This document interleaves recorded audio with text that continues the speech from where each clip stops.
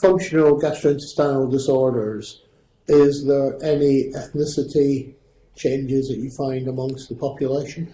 It's a global phenomenon. Everybody has IBS. Everybody has functional dyspepsia. I don't mean everybody. Every culture has it. But what's different is often the representation of that, how it's experienced. For example, bloating is a very common component of irritable bowel syndrome. Patients have bloating. In China, it's almost a definition. You have to have bloating to have irritable bowel syndrome. In Latin America, there is no word for bloating.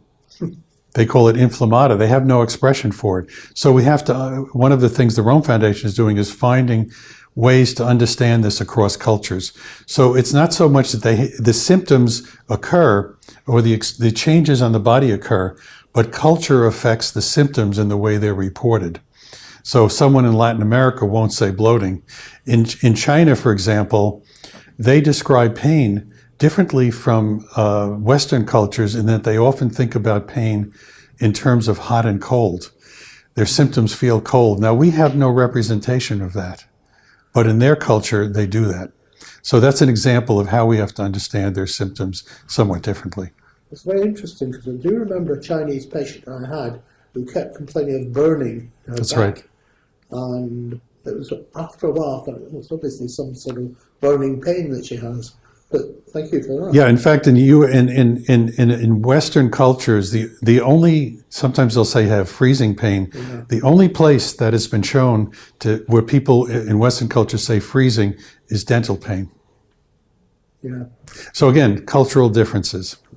And what about age differences in the presentation of symptoms?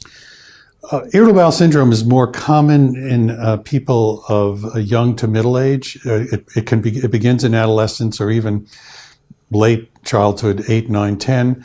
It seems to peak in the 20s and 30s. And then as you get older, people still have it, but there are differences, more subtle differences, more constipation as you get older. And it may be that people adapt to it differently. I think as people get older, the symptoms don't seem to be as disruptive in their life. Perhaps you adapt to many aches and pains as you get older. Is it still relevant to discuss the type of personality of a sufferer? Not to a great degree. I do think that when you have psychiatric comorbidities, you tend to have worse symptoms.